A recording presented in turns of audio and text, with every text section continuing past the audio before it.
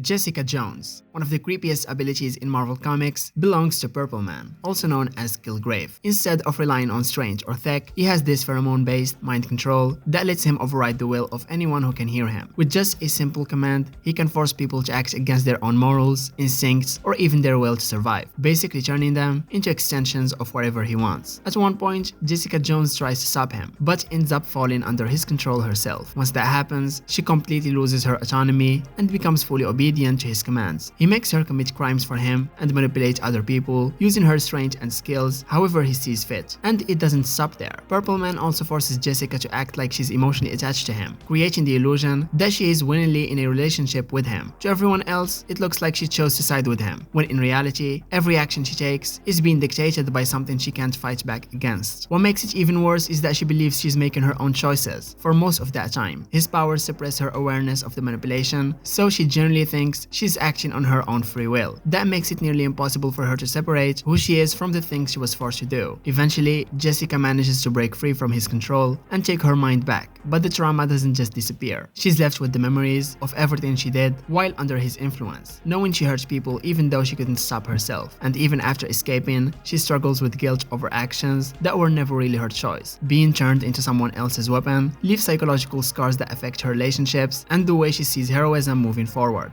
Batman sent back in time. At the climax of Final Crisis, Bruce Wayne finally confronts Darkseid. Batman knows he's facing a being far more beyond human power, but he still refuses to back down. In a desperate move, he breaks his one rule and fires a special radiant bullet at Darkseid, one of the few things capable of hurting a new god. It's a moment of pure defiance from Batman, but it comes with a terrifying consequence. Darkseid retaliates immediately with his Omega beams. At first, everyone believes those beams simply killed Batman on the spot. Heroes mourn him, the world assumes the Dark Knight is gone, and even Gotham begins to move on without him. But the truth turns out to be much stranger, and honestly, much worse. Instead of dying, Bruce Wayne is hit with something called the Omega Sanction, a punishment Darkseid describes as the death that is life. Rather than killing Batman, it throws him violently backward through time. Bruce suddenly finds himself stranded in the distant past, thousands of years before Gotham or modern civilization even exists. In the return of Bruce Wayne, he has to survive a series of brutal, historical eras while slowly moving forward through time. One moment, he's dealing with prehistoric cavemen. The next, he's fighting with hunters in colonial times, escaping pirates on the high seas, or wandering through the Wild West. Each era brings new dangers, and Bruce has to adapt constantly while still trying to figure out what exactly happened to him. And what makes this fate especially cruel is that Bruce isn't just lost in time, he's unknowingly becoming a walking time bomb. Darkseid secretly turned Batman into a living weapon, meant to destroy the present once he finally returns. So while Bruce is desperately struggling through centuries just to get home, he's also carrying a hidden threat that could wipe out reality itself. Being sent back through time forces him to endure years of confusion, danger, and isolation, making it a punishment that's arguably far worse than simply dying.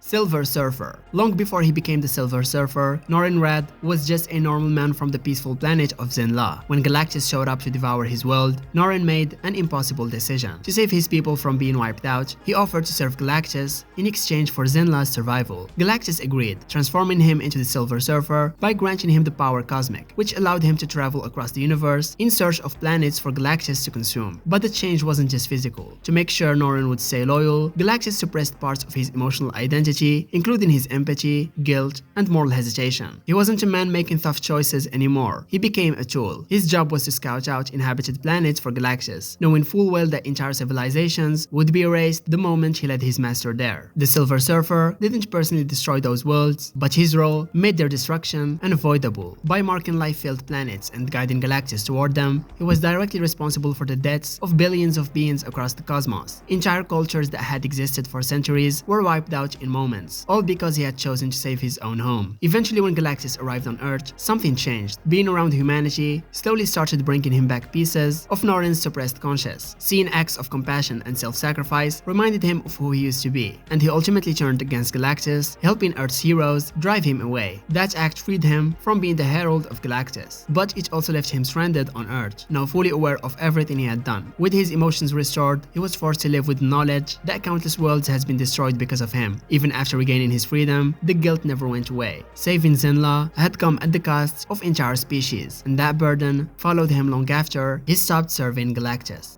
Hulk in Immortal Hulk. In this comic, Bruce Banner's whole situation gets flipped into something way darker than just guy got hit by gamma radiation. For years, Hulk surviving death was treated like a scientific side effect. His body just heals faster than anything can kill him, but this run introduces the idea that Bruce isn't coming back because of science at all. It's something much more. It is metaphysical, because every time Bruce Banner dies, he doesn't just stop existing. His consciousness actually goes somewhere, and that place is called the Below Place, this creepy, shadow-like dimension that exists under reality itself, ruled by a cosmic entity known as the One Below All. Basically the opposite of creation, this thing is such destruction, decay, and the eventual end of everything, and it's heavily connected to gamma radiation, which means it's connected to Bruce. So whenever Bruce dies, his soul drops into the Below Place, where he comes into contact with this entity before being sent back to life. That means Hulk's immortality isn't just about healing, it's about being stuck in a cycle where death becomes a doorway instead of an ending. Every time he comes back, he's been exposed again to something ancient and malicious. Over time, Bruce starts realizing this might not just be happening randomly. The One Below All might actually be using him. Instead of simply resurrecting him, it could be strengthening its influence with every death and rebirth. Hulk's rage, which always seems psychological, starts to feel like it's being fed by something deeper, something that thrives on destruction. And in one possible future shown in the series, this all reaches its worst outcome. Bruce ends up outliving humanity, the planet, and eventually even the stars themselves. As the universe dies out, he's still there, kept alive by the same force that's been bringing him back all along. Then when a new universe begins to form, the One Below All finally takes control. Using Hulk's body as a vessel, it carries destruction into the next reality, making sure that everything that begins will eventually end, not by natural causes, but by something that's worn Bruce Banner's face across the death of one universe and into the birth of the next.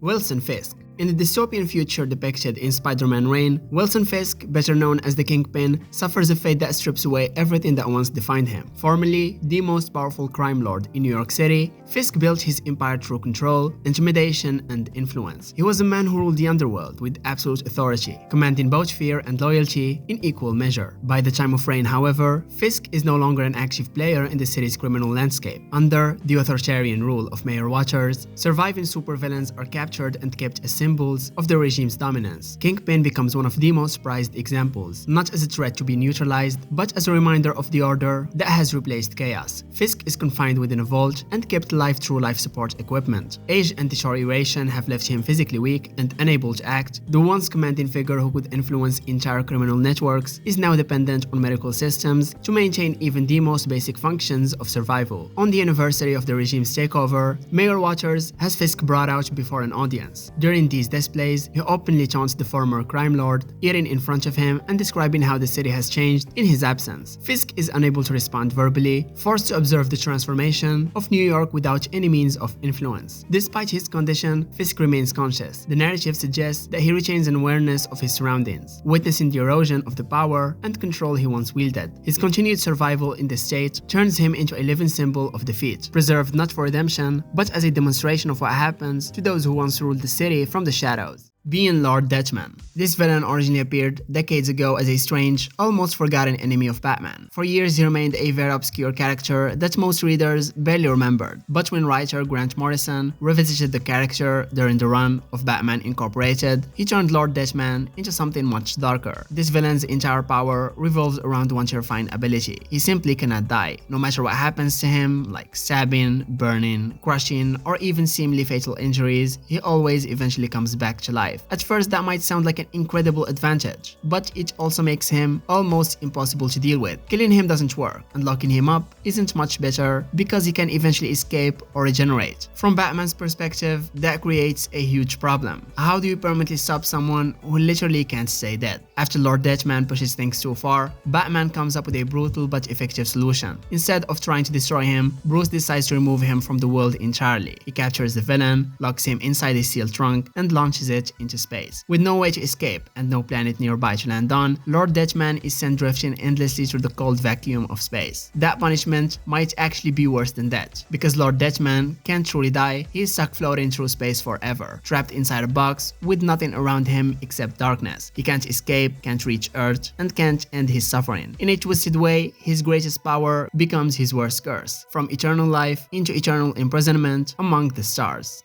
Dario Agger. In Immortal Hulk, he is the CEO of Roxxon, but he is also literally a minotaur who can transform into this massive bull-headed monster whenever he wants. Throughout the story, he positions himself as one of Hulk's main enemies, not by punching him directly, but by using media manipulation, private military forces, and scientific experiments to make Hulk look like a global menace, while Roxxon quietly makes money off everything related to gamma-powered chaos. Trying to finally get an advantage over Hulk, Agar decides to team up with Zemnu, this insanely powerful psychic being who's known for manipulating entire populations without them even realizing it. Agar genuinely believes he's locked in the perfect deal that'll help Roxxon come out on top, completely unaware that Zemnu is already under the influence of the living Hulk, which basically turns their alliance into a chicken bomb. Then Hulk and his allies storm Roxxon headquarters and things spiral out of control almost immediately. In the middle of the attack, Zemnu suddenly turns on Agar without any warning. Agar transforms into his minotaur form, thinking it might help, but it makes absolutely no difference because Zemnu straight up eats him alive, while he's still fully conscious and aware of what's happening. Hulk manages to interrupt Zemnu before he can completely finish the job, forcing him to spit Agar back out, but by that point, he is barely even alive. The once confident, powerful billionaire is now reduced to his broken, mutilated mess that can barely function, completely shaken by what he just went through. And even though he survives, there's no real coming back from it. He's left helpless, completely dependent on others to even stay alive.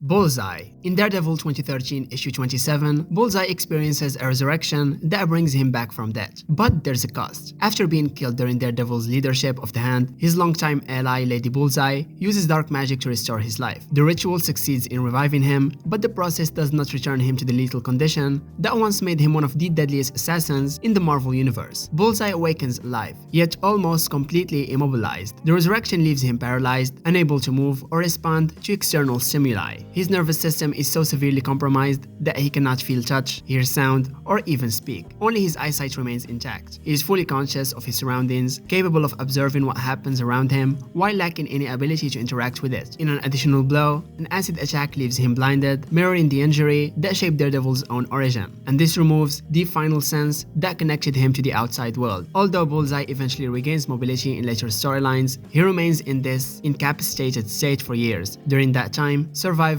depends entirely on external medical systems.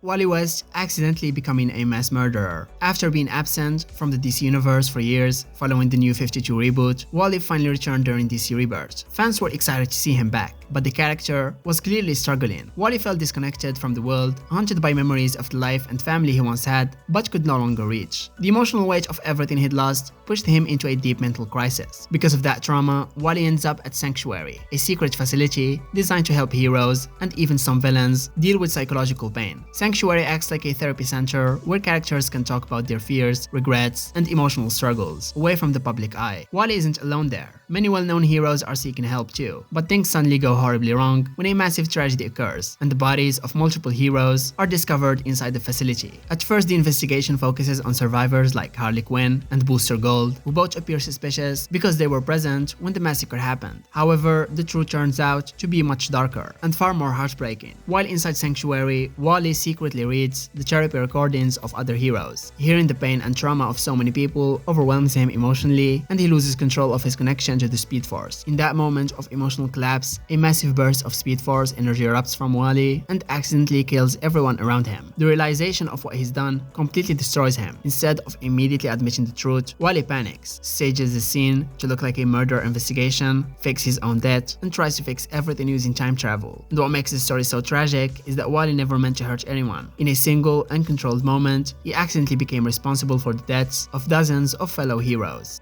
Trapped in Granny Goodness's orphanage. One of the most horrifying places in the DC Universe isn't a battlefield or a cosmic prison. It's Granny Goodness's orphanage. On Apocalypse, the orphanage is run by Granny Goodness, one of the most loyal and sadistic servants of Darkseid. While Darkseid himself is terrifying, his cruelty is often direct and efficient. Granny Goodness, on the other hand, takes a much more personal approach. She doesn't just want obedience. She enjoys breaking people psychologically and physically until they become completely loyal to Darkseid. Despite the innocent name, Granny's Orphanage is actually a brutal training camp designed to turn children into soldiers for apocalypse. Kids are taken there and subjected to endless punishment, manipulation, and brainwashing. The goal isn't simply to train them, it's to crush their individuality and reshape them into ruthless warriors who serve dark side without question. Failure is met with cruel punishments, and survival often means abandoning any sense of compassion or weakness. One of the most famous victims of this place is Scott Free, better known as Mr. Miracle. Scott was raised in Granny Goodness's orphanage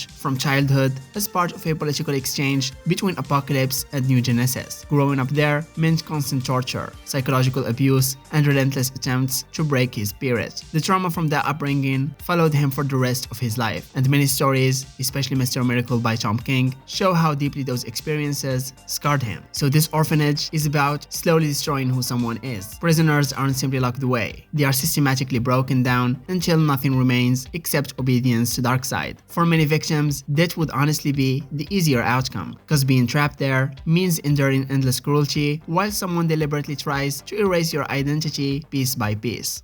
Hulk in Ruins. In Ruins, the Marvel Universe is shown through a much darker lens where accidents don't give people superpowers, they just make things worse. Everything that usually turns someone into a hero ends up ruining their life instead. In this reality, Bruce Banner still saves Rick Jones from a gamma bomb explosion, just like in the main timeline. But instead of becoming the Hulk, his body reacts the way it realistically would to that kind of radiation exposure, and it's way more horrifying. Gamma radiation doesn't make him stronger, it completely destroys him. So instead of gaining strength or a healing factor, Bruce's body mutates into this grotesque mass of tumors, his skin swells up, his organs deform, and his entire body becomes this unstable growth of cancerous tissue that just keeps spreading. He's not a monster smashing buildings, he's basically a man whose biology has collapsed under extreme radiation poisoning, and the worst part is, he doesn't die. Banner is kept in government containment, unable to move or speak. His nervous system still works enough for him to feel pain, but not enough for him to respond or escape it. There's no transformation back into a human form, no burst of rage to break free, just a permanent state of decay that keeps getting worse over time. Hooked up to machines and monitored like a lab experiment, Bruce is stuck in something that looks like terminal cancer, taken to the absolute extreme. His body keeps growing out of control, but his mind is still there, fully aware of what's happening and unable to do anything about it.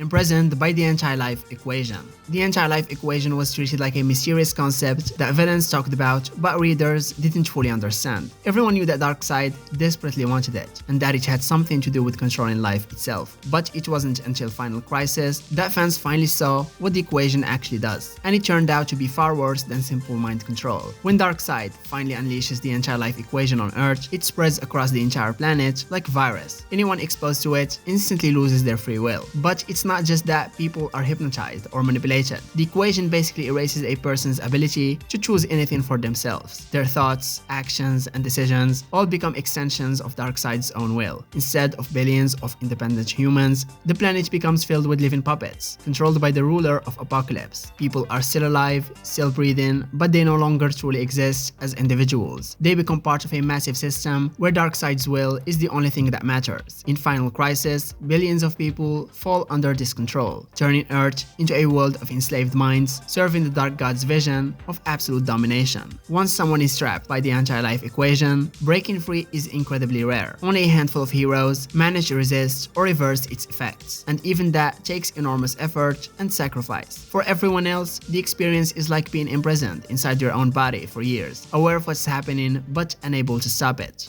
Deadpool. Before he became Deadpool, Wade Wilson was just a guy with terminal cancer who agreed to go through an experimental procedure as a last-ditch attempt to stay alive. But instead of curing him, the whole thing basically turned into years of torture, meant to force a healing factor out of him. He was pushed way past his limits, physically and mentally, over and over again, until something inside him finally snapped and the healing factor kicked in. He did survive, but it came with a huge price. Wade's healing factor constantly regenerates his body, but his cancer never actually goes away. His cells are stuck in this non-stop war where they are dying and repairing themselves at the same time. That's why he's so badly disfigured, and why he's always in pain. He can heal from getting shot, blown up, or even losing limbs, but he still feels every second of it before the healing happens. And the mental damage is just as bad as the physical stuff. All those years of experiments left him with messed up memories and serious trauma, which shows up as things like dissociation, PTSD, and self-destructive behavior. His jokes and chaotic personality usually hide it, but deep down he knows he's trapped in a body that's constantly suffering and there's nothing he can do about it. Because of his reputation, Deadpool ends up fighting both villains and heroes, and sometimes even the good guys don't treat him like a person. They'll attack him, cut him up, or use him for dangerous missions because they know he can survive it anyway. His healing factor makes him useful, but it also makes it easier for people to see him as expendable. Even when he does manage to make friends, Wade Wilson feels isolated. His appearance alone is enough to push people away, and his unstable mindset doesn't really help either. On top of that, his feelings for the people closest to him aren't always returned, which just adds the whole sense of loneliness he's constantly dealing with. And in some stories, things get even worse because he literally can't die, whether it's his healing factor or outside forces messing with his fate. Every time he tries to finally escape it all, he's brought back. So he's stuck living forever in a body that never stops hurting, in a life he never asked for and can't walk away from. Batman mind-wiped by his teammates. Identity Crisis begins with the shocking murder of Sue Dibney, the wife of Elongated Man. Her death sends the Justice League into full investigation mode as they try to figure out who could committed such a brutal crime. Very quickly, suspicion falls on Dr. Light because the heroes know he had a dark history involving Sue years earlier. During the investigation, a terrible secret about the Justice League is revealed. Years before the murder, Dr. Light had broken into the League's headquarters and committed a horrifying crime against Sue. When the heroes discovered what he had done, several members of the League made a controversial decision. Instead of simply imprisoning him, they asked Zatanna to magically erase parts of his mind, and the spell wiped away his memories and even altered his personality, turning him from a dangerous villain into the weaker version readers often saw afterward. But the situation becomes even more uncomfortable when Batman unexpectedly walks in during the process. Bruce immediately realizes what the League is doing and strongly opposes it. To him, forcibly altering someone's mind crosses a serious moral line. Batman becomes furious and tries to stop them. Unfortunately, the other heroes panic, worried that Bruce will expose what they've done or try to undo the spell. So they wipe Batman's memory too. Members like Green Arrow, Hal Jordan, Barry Allen, Hawkman, Black Canary, and the Atom all agree to let Zatanna erase Bruce's memories of the event. And that means Batman, the man famous for planning for every threat, had his mind secretly altered by the very teammates he trusted. Whatever way you want to see it, it is a betrayal. And when Bruce later learns the truth, it permanently damages his relationship with the Justice League. Inertia turned into a living statue. One of the cruelest punishments ever given to a Flash villain happens to Inertia in the special issue All Flash 1. Inertia is essentially the twisted opposite of Bart Allen, the hero who briefly took on the mantle of the Flash. While Bart represents speed, optimism, and heroism, Inertia is cold and cruel. So in a shocking turn of events, Inertia actually succeeds in doing something few villains ever managed to accomplish. He kills Bart Allen, but Inertia barely gets time to celebrate. The villain is quickly captured by the Rogues, the infamous group of Flash villains who actually respected Bart as the Flash. Furious over what Inertia did, they brutally beat him. That alone would have been a severe punishment. But things get much worse when Wally West returns and discovers what happened to Bart. Wally confronts Inertia and decides to punish him in a way far worse than that. Instead of killing him, Wally manipulates the Speed Force to completely remove Inertia's speed. Without that connection, Inertia becomes effectively frozen in place. His body can't move, his muscles can't respond, and he's reduced to a completely immobile statue. But he remains fully conscious and aware of everything happening around him. To make the punishment even more cruel, Wally places the frozen Inertia inside the Flash Museum. There, he's forced to spend years staring at exhibits celebrating the Flash legacy, including the memory of the hero he killed. Inertia can still think and see, but his body moves so slowly that it might take 100 years just to blink. Trapped as a living statue, he's left to watch the world move on without him.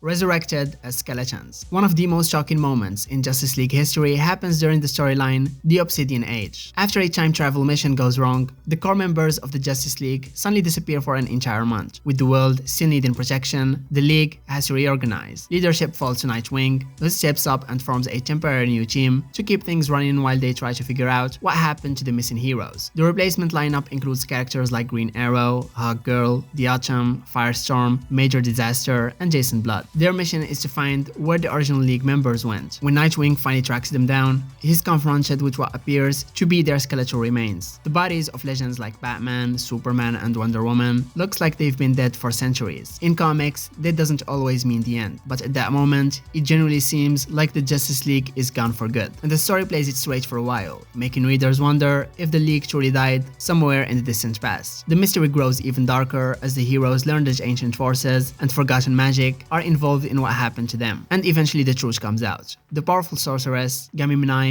is behind the entire situation. She resurrects the fallen Leaguers as skeletal warriors under her control and sends them into battle. It leads to a massive fight that spans different time periods as both the new and the old Justice League teams struggle to stop her plans. In the end, the heroes manage to break her control, defeat her, and return to the present day.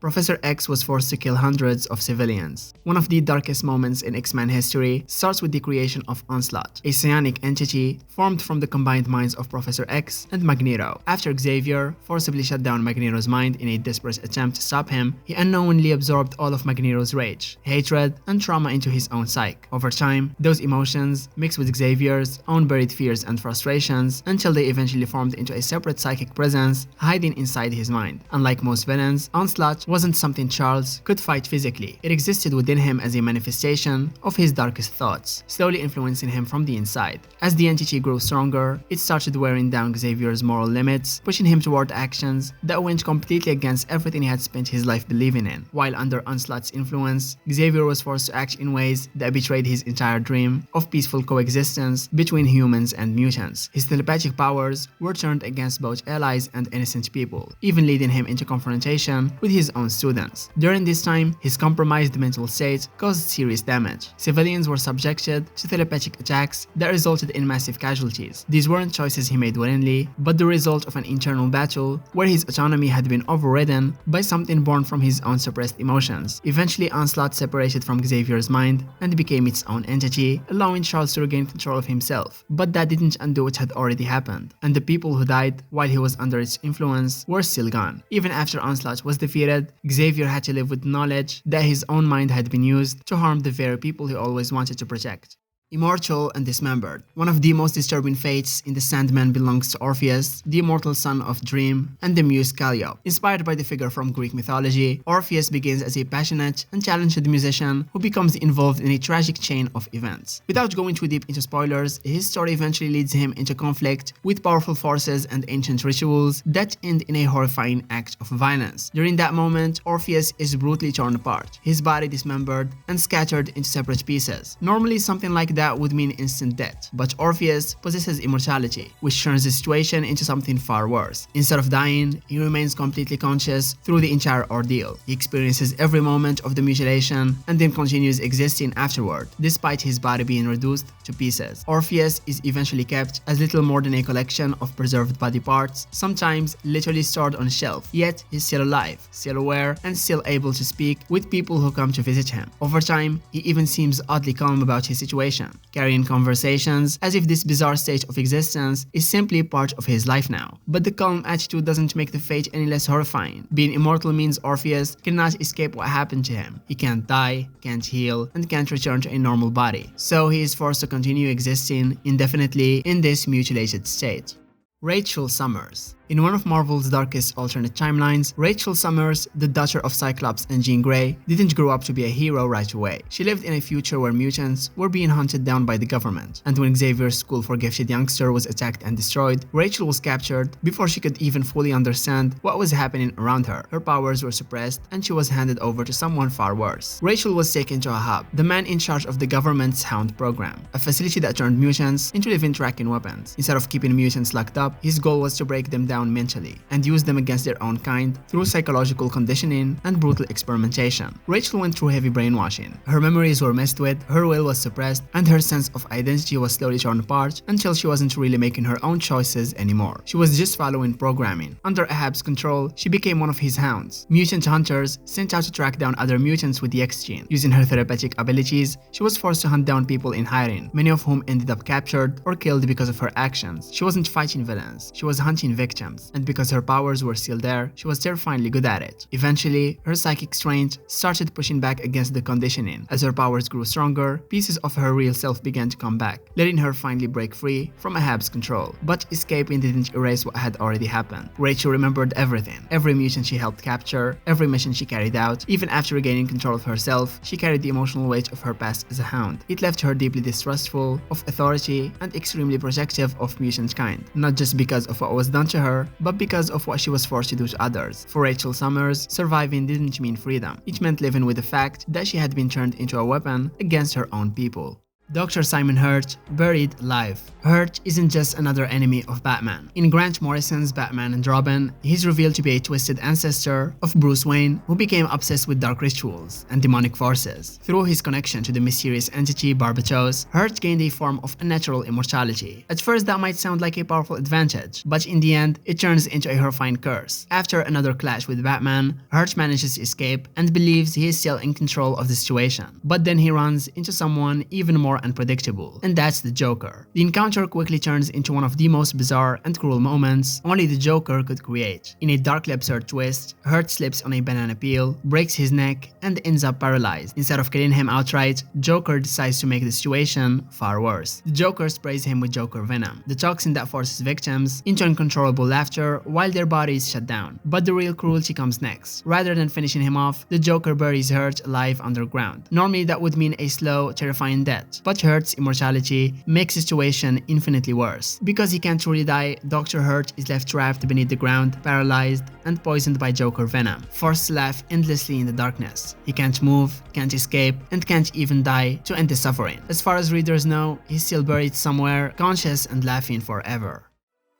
Most fans remember Barry's legendary sacrifice, where he runs himself to death while destroying the anti-Monitor's antimatter cannon to save the multiverse. For years, readers believed that was simply the end of the Flash's story. It was one of the most famous heroic deaths in comics. But later stories revealed that something far stranger and far more terrifying had actually happened to him. During Final Crisis, writer Grant Morrison revealed the truth. After his death, Barry didn't simply vanish. Instead, he ended up in a strange cosmic situation involving the Speed Force and a terrifying cosmic entity known as Black Racer. The Black Racer is essentially the Grim Reaper of the New Gods, a being that represents inevitable death itself. For Barry, this means years of constant pursuit. The Black Racer was chasing him across the Speed Force, trying to claim him. The only reason Barry survived was because he's the Flash, one of the fastest beings in existence. Even then, outrunning something that literally embodies death isn't easy. Barry had to keep running non-stop, pushing his speed further and further just to stay ahead of the cosmic executioner behind him. Just imagine the horror of that situation. You can't slow down, you can't rest, and you can't stop running. Because the moment you do, death catches you. For Barry, that wasn't a chase that lasted minutes or hours. It went on for years inside the DC universe and for decades in real-world publishing, because he finally managed to escape during Final Crisis. Being the Batman who laughs. In the dark multiverse, a version of Batman becomes the terrifying villain known as the Batman who laughs. In that twisted universe, Bruce Wayne is still the same determined hero we know, right up until the moment he's pushed beyond his limits by his greatest enemy, Joker. After one final confrontation where the Joker causes unimaginable destruction, Batman finally does something he always swore he never would. He kills the Joker. But the Joker had planned for this outcome all along. Hidden inside his body is a special strain of Joker venom designed to release the moment he dies. When Batman snaps the Joker's neck, the toxin immediately infects him. At first, Bruce thinks nothing has happened, but the toxin slowly begins altering his mind. Instead of killing him, it transforms him, merging Batman's intelligence and strategic brilliance with Joker's cruelty and insanity. Over time, Bruce loses his morality and becomes something far worse than either hero or villain alone. He keeps Batman's skills, planning ability, and relentless determination, but now they are driven by pure chaos and sadistic humor. This new being, the Batman who laughs, eventually wipes out his entire world, killing the people Bruce once protected and even destroying his fellow heroes. So the hero who spent his life fighting crime and protecting Gotham becomes a monstrous fusion of himself and his greatest enemy. That's not just corruption, it's the ultimate nightmare scenario for any hero, becoming the very kind of monster you dedicated your entire life to stop. Trapped in the Phantom Zone. This strange prison has been part of Superman lore for decades and is one of the few pieces of Kryptonian technology that survives nearly every reboot of DC continuity. Originally created by Kryptonian scientists, the Phantom Zone was meant to be a human way to imprison the most dangerous criminals from Krypton. Instead of being executed, criminals were banished into a strange pocket dimension where they existed as ghost-like beings, unable to physically interact with the normal world. In many stories, prisoners in the Phantom Zone are stuck in a strange state between life and non-existence. They can see the outside world and even observe the universe around them, but they can't touch anything or affect reality. Time barely seems to move normally there, and inmates are left drifting endlessly through the empty dimension. Villains like General Zod have famously escaped the zone over the years, but for most prisoners, it's basically an eternal exile with no real hope of freedom. One example of this punishment is the fate of Zadu. In his case, the Phantom Zone didn't appear as an empty void. Instead, he experienced what looked like normal Kryptonian society all around him. The nightmare was that nobody could see or hear him. So imagine walking through your own world, surrounded by people living their lives, while you scream for help and nobody even notices you exist. And it only got worse over time. When Zaru's parole eventually came up, the authorities couldn't even locate him inside the Phantom Zone to release him. He was essentially lost within the dimension itself. And when Krypton was later destroyed, the civilization that sentenced him was gone forever. That meant Zaru remained trapped in the Phantom Zone long after his home planet vanished.